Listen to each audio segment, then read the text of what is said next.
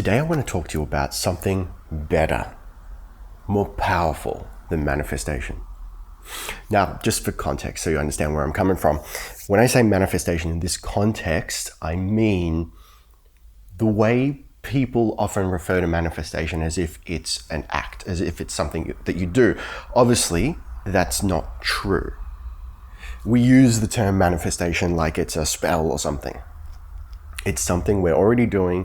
We cannot help doing it. The whole point of everything we're talking about is just for you to get out of your own way so that what you want comes through and what you don't want stops manifesting, right? But for the sake of argument, for the sake of this video title, we're going to pretend that manifestation is something that you do, right? So something better than all the techniques and, suppressing the subconscious mind and all the stuff we've been talking about and all the stuff that you hear, all the same old shit. Better than manifestation is identity creation. Because really, that's what we're doing. Okay, so once again, there's nothing wrong with technique. We kind of need it. Most people need it, for sure. But when you focus on technique, it's like trying to treat the symptoms. Identity creation is more like treating the cause. Okay? So the way you see yourself, the way you believe yourself to be, who you are, who you have accepted you are, or shall we say who you know you are, is what will be reflected back at you, right? So then just change who you are. Okay? It's just like my favorite quote from The Matrix. There is no spoon, right? For those who haven't seen, every time I explain it, I'll explain it again. There is no spoon. Do not try to bend the spoon. That's impossible. Only try to realize the truth. There is no spoon. Then you will see it is not the spoon that bends, it is only yourself. We cannot change reality. And this is what people talk about when they say creation is already done. That you can't create anything new. It's already like everything you could ever imagine and everything you can't yet imagine is already out there. And you just need to claim it, right? That's what they're talking about. We're not actually changing reality. We're changing ourselves. And that just gets reflected back at us. I'm going to tell you a little story. I've alluded to this, I feel like, a few times in the past. I'll give you the proper story. So, as soon as I hit high school, I sank down into deep depression. So, at this point in my life, most of my life has been spent in depression, severe depression. Like, I don't want to trigger any censoring here on YouTube, but I'll put it this way. I firmly believed that I wouldn't be alive past the age of 30. And I overcame it on my own through identity creation or identity shifting, whatever you want to call it. The point was that I had a realization at the beginning of this journey as I started to delve into the occult. I had a realization that I was trying to be a specific version of myself to prove to the world that men weren't evil. Wild, right? Weight of the world on my shoulders. I alone was going to prove to the world that men were okay. Insane. And when I realized that even though for years I've been slugging away at this and trying to be the perfect version of myself, or rather, more importantly, I was trying to be what I thought the world wanted of me. I was seeking approval through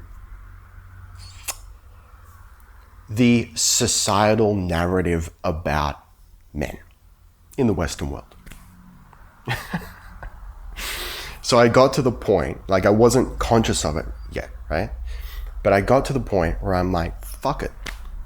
If I'm trying to be a good example and I'm still getting shit on, people are still disrespecting me, and I'm alone with nothing and no one cares, then fuck it. What am I doing?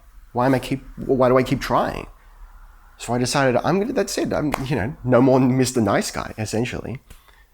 And, if I have to be the bad guy, then I'll be the bad guy, and I'll be the best damn bad guy the world has ever seen. But what was so fascinating, what was fantastic about that realization was that even though I had committed to, let's say, being the bad guy, I didn't become the bad guy. All I did was take the handcuffs off. I had cuffed myself within this paradigm of who I thought the world wanted me to be. And so I was useless. I was powerless. I had given away my power. So by allowing myself to be the bad guy, I took those handcuffs off, and I didn't become the bad guy. I was still an honorable, good person, the way I had always been. I still had integrity. But now I also had power. So I had the power to actually do good, to actually help people. To be nice to people, not because I thought that's what they wanted, because that's what I thought the world wanted, or to prove anything. I was doing it because that's who I am.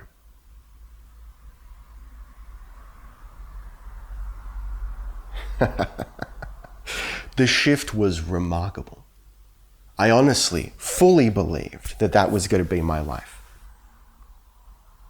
Depression and, up until the end, if you know what I mean. I couldn't see a light at the end of the tunnel. And oddly enough, by going deeper into the darkness, that's where I found the light. So maybe this is also a case for shadow work, I suppose. But the point is, what resonated most with me, what I took away from that experience and what I've used since then, is identity creation. Is changing who I saw myself as. Sorry, is that, you know what I mean? English is technically my second language, so that's my excuse. By changing the way I saw myself, I've changed my reality drastically.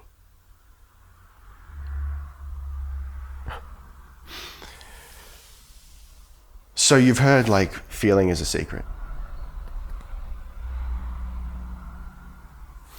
But sometimes it can be difficult to conjure up a feeling you've not yet experienced. And sometimes you have to sink deep into the character to get there.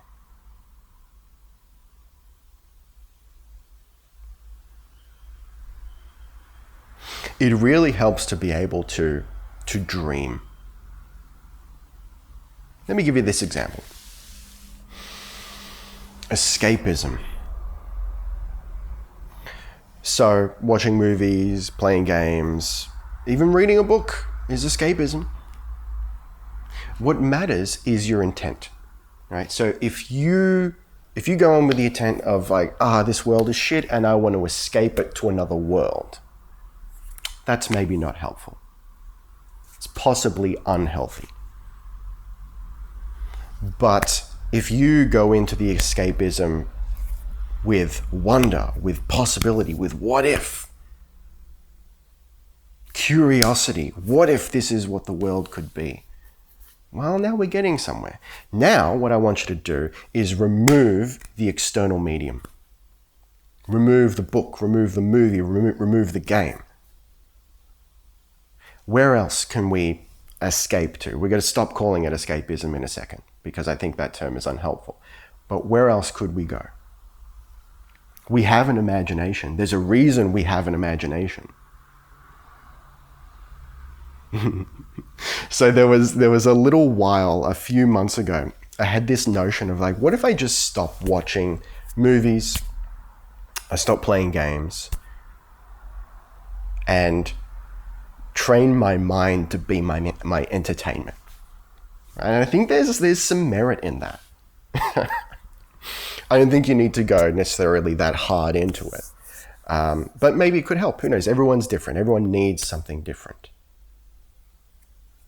Just like some people get by just with meditation. Some people just like to have deep thoughts. Some people like rituals to feel like they're, actually casting a spell or something, And if that's the identity you're trying to create,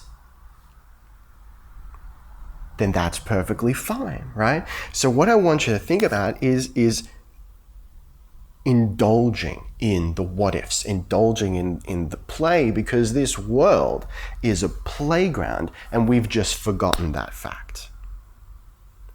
So if you need to get a motherfucking wand and I'm gonna say prance, maybe not prance. You can prance if you want, you can do whatever you want.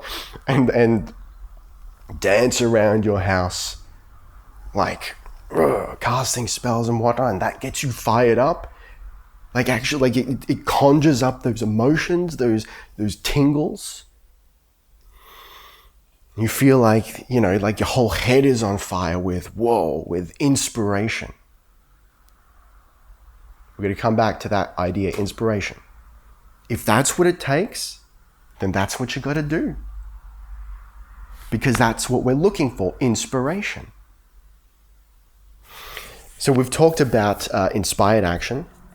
It's the action that you take automatically. It's the action that you're inspired to take. It's easy, right?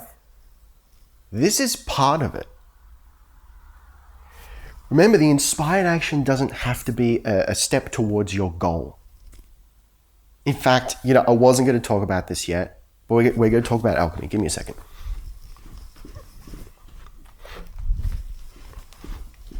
All right, so there's lots of different ways to interpret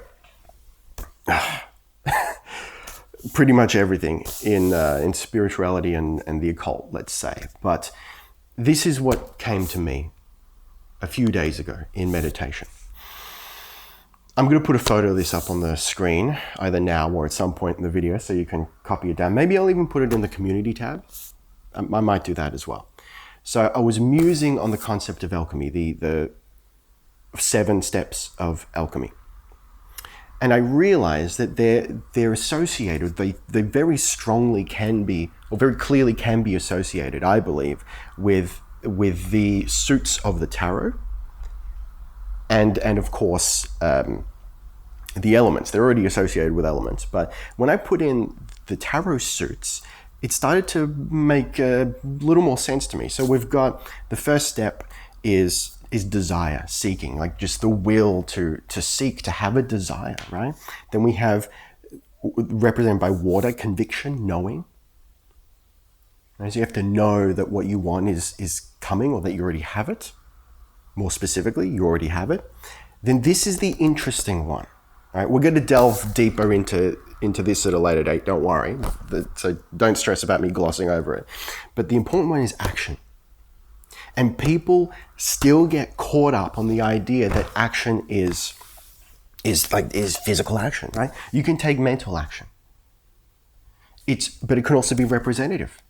It's also sacrifice, represented by the sword. Sacrifice. So when you become someone new, when you see yourself as someone new, where is the sacrifice? You're sacrificing the old self. So it doesn't necessarily mean that you have to sacrifice something good, something that you want to hold on to. You might still feel like you want to hold on to it. Oh, but it's the old me, it's who I am. Who you are is whoever the fuck you want to be. Who you are is pure source, filtered down into this body. That is yours to look after, but it is not you. This is not me. This is like my pet. I am a Tamagotchi. I am just tasked with looking after the body. It's a video game avatar. That's all this is. It's not to be disrespected, but it is not me.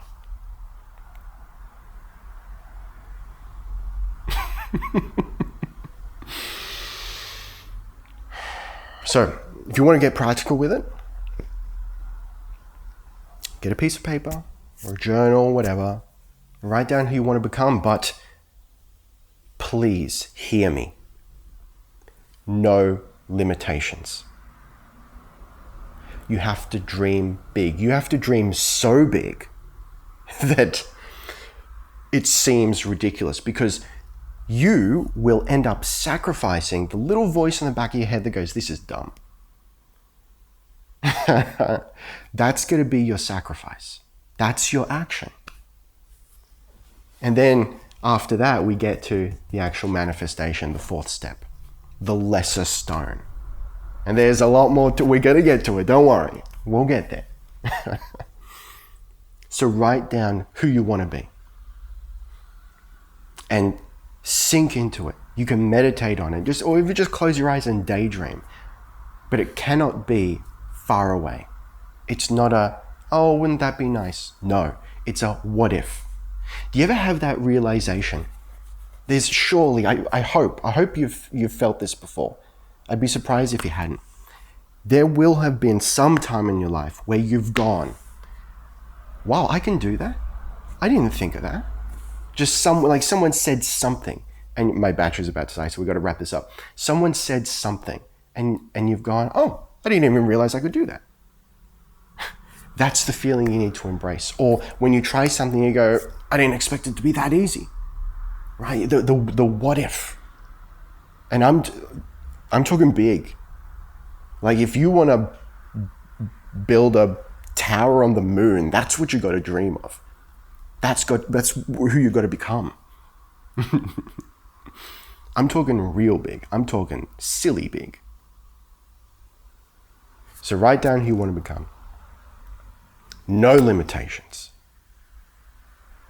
This world is a playground. And allow yourself to become that person. Don't do it consciously. Don't go, well, this person would do that and think that way and try to play the role. It's like method acting. You've got to become the role. Let the actions come as a result of you embodying the new you. You are an archetype.